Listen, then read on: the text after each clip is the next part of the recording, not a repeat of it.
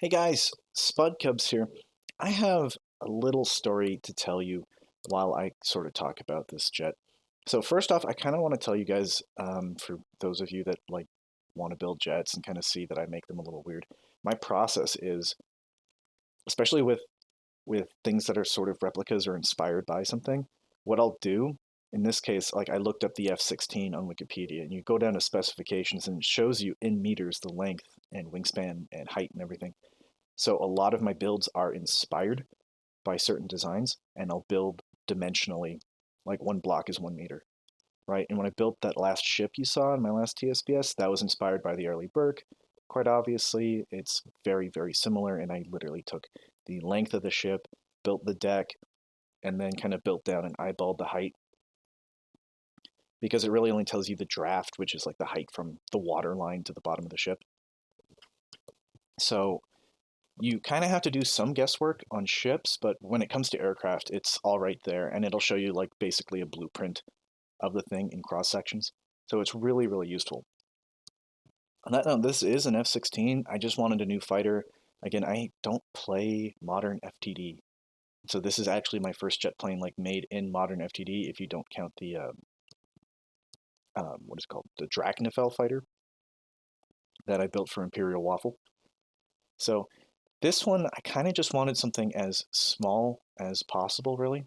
And being small, it doesn't have a lot of room for components, so I had to make some sacrifices in speed. It goes like 115 meters per second, which for some FTD aircraft is not very fast. And you'd think something small would be quick, but since it can't produce as much thrust as some of these bigger planes with humongous engines, it just can't really get there. And weight isn't really an issue. With from the depths, like default physics, weight really doesn't matter in the game. It's really more about drag and then thrust overcoming the drag. So if you make your aircraft as aerodynamic as possible, it'll go as fast as you can get it, and then the thrust sort of will improve it. Thrust is like the number one thing though. But I mean, I have the 10-minute aircraft tutorial, or the actually no, that's a 2-minute aircraft tutorial up on my channel if you guys want to learn like the process that I'm going through for this and why I'm so quick at it. Once you understand the basics, it's really, really quite simple.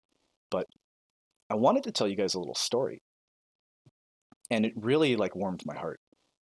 I was playing Overwatch on a completely different Discord server. I had joined this Discord server because of another streamer, really enjoyed their content, and so I joined this Discord server. I met some cool friends, and there was this one kid I was playing Overwatch with, right?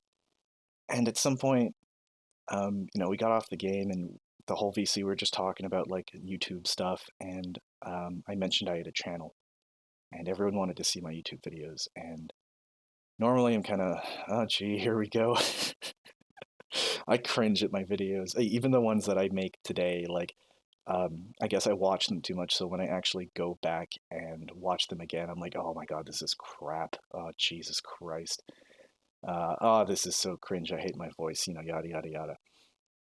So we get to watching some of the better videos, and then I scroll over like one of the videos with my face cam in it when I was doing a lot of face cam commentaries, and the guy I was playing Overwatch with, he's like, "Oh my God, I remember you." And I'm like, "What do you mean?" It's like, "I used to watch your videos." And I'm like, "No, you're lying, bro." Like he's never played FTD, doesn't even like know what the game is, but he's like, "Yeah, I remember you. There's even that one YouTube thumbnail of you just like making the funny face, and that's the whole thumbnail." And I'm like, "No way. Like you're right, because that video actually exists, but what the heck, dude? There's no way you actually watch my videos." And he's like, "Yeah, dude, you're so funny. I don't even know what game you're playing, but like I just would enjoy, listening to your voice and like watching you play whatever the hell you're doing." And I got so excited. I didn't know what to do. I got so excited. I didn't know what to do with my hands. I was all flushed. It made me so happy. This random person I met online, and mind you, my audience is so small. Like, I love you guys. You guys that have kept with me for years. You new guys that might have found my content and are like, where has this person been all my life? And I'm sorry I disappeared for like 3 years. It's just kind of things happen. I didn't even realize it was 3 years ago, I'll be honest. And I've developed like a lot of different styles of content that I want to do, a lot of different things. And I guess talking shit, building ship, even though this isn't really a ship, talking shit, building ship is kind of my way to like talk to you guys without the filter of content. Like, I don't really have to be talking about the game, although most of the time I do. Some of you guys are interested in how is he building that? Oh my God, Spud, how are you building a ship so quickly? Or well, what does it take to get to the center of a missile? Um, and I quite enjoy not just doing these little commentaries where I can kind of be myself and just like talk to you guys, but then reading the comments after. That's the one thing I always look forward to when making a video. It's I don't really care about the content or if it gets popular or blows up on the algorithm or anything. I like talking to you guys in the comments, and then when you guys join the Discord server and I get to like share things with you, and I don't know, it's kind of a feeling of like almost like a family that I've kind of built, and it was really unintentional over the years. I would just make videos over something I did that was funny in a game. If you look really early on in my channel, it's just me playing Battlefield or Sanctum 2 with friends or my brother, and my very first videos were made with Windows Movie Maker. And I still look back on those as some of my best videos because they make me smile. And that's kind of been the goal of my content this entire time is, this is a game I enjoy, but everyone finds it super boring. And I've, through my videos, through my streams, I've tried to portray the game through the lens of my perspective of, look at the fun I'm having with friends. This is fun you could be having. This was fun to me. Join me in this fun. It's like Battlefield, but you make your own vehicles. It's like StarCraft, but you get to pilot your own vehicles. It's like every game I've ever played and wanted more out of, just mashed all together. And it makes me sad the way the development has gone with this game because it had so much potential to be this beautiful, wonderful, creative masterpiece of a game that anyone can play and enjoy. And sadly, it's gone the way of like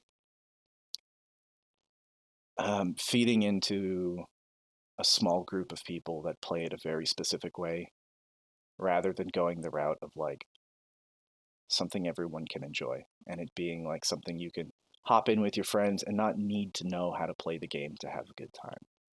But now it feels like you really need to spend like a 1,000 hours at the very least to grasp the simple concepts of it. And especially with how most people talk about the meta and mimics and decos and having to look good. I think there's a very um, odd culture around the game, and it's honestly just a little more disappointing because I feel like a lot of people could enjoy the game if it was just a little different, just pushed into a slightly different direction of not complexity, but like divergent play styles. You can do the first person shooter, you can do the RTS style gameplay, you can be the builder, and just having like different friends that are good at different things would just, complete that. Like everyone can do their own little job. And that's what I kind of do on Spud and Buds. Although it gets boring because the campaign isn't made for that. The campaign in this game is kind of made for build a big ship, kill things with your overpowered big ship, and that's kind of it. And I've been kind of pushing towards like more of a logistics focused supply routes and don't get flanked and make sure you're supplied and just have a bigger map for that. More space in between things so you have to kind of watch where you put stuff and kind of be tactical about it. But a lot of people seem to disagree. And I mean, for a lot of people, why put the effort in? Just go to a different game, right? And I understand that.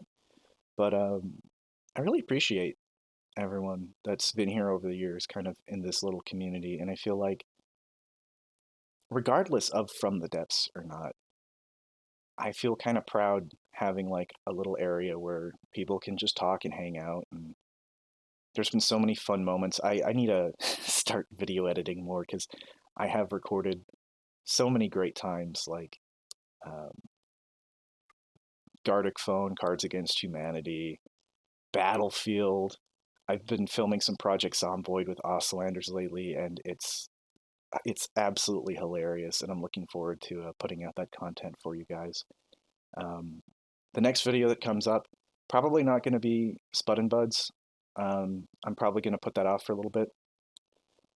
Although it is a good episode, but it's kind of just a repeat of the same thing over and over. We just get a bunch of ships, and it's kind of mid, I'm gonna be honest with you. And I mean, the whole point of this season of Spud and Buds was like trying out modern FTD's campaign, and you've seen from like the first 2 episodes, it's kind of garbage. I don't care for the diplomacy system at all. I think it's disgusting.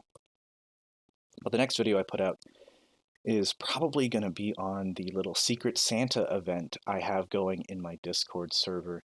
And it might be too late to get in on the current roster, but if you are in the Discord server or you're not and you want to be in on the Secret Santa thing, we can do like a separate roster of Secret Santa, because we've already assigned the people that have signed up already to their people, and there's like a week deadline on it. But if you want to join, there's nothing stopping you from joining, and if we get like at least 3 new people who want to sign up, we can definitely assign people. But it's basically, you say what you want in From the Depths, and then someone else is assigned as your Secret Santa, and they build something for you. Mine's a vacation home, and I'm not going to tell you guys what I was assigned to build, but I'm going to have a lot of fun with it. And it's going to be sort of like a TSBS as well, because it's going to be me building it. But oh my god, I can't wait. I haven't started yet, but it won't take me long. I'm really hyped. I think I'm also going to decorate the design with like Christmas decorations all over. But anyway, the airplane. Let's end on this airplane here. So, very F-16, mechanically speaking, size speaking. I loaded the darn thing with missiles. One side is anti-aircraft, one side is anti-surface, radar guided. Problems. I uploaded the prototype to Discord. People were like, you need a flare system. I added a flare system. Then I added landing gear and some other stuff. Problems with it. Since it's so small, it actually is slower than a lot of other air vehicles on Neater. 115 is not very quick. Like modern meta campaign vehicles. Excuse me, I'm burping, but it's delicious. Like these Steel Striders planes I'm fighting, they go like 175. It's crazy. My missiles, though, I made some big missiles and some small missiles on there, and they have a really hard time. Like a really hard time hitting these. And I think it's because they keep turning to try to go into me. They have RAM AI, and then they're so maneuverable. Anyway, love you guys. Have a buoyant day. And Merry Christmas. If you love me and you know it, share my content. If you love me and you know it, share my content. If you love me and you know it, your subscription feed will show it. If you love me and you know it, share my content. Love me, love me.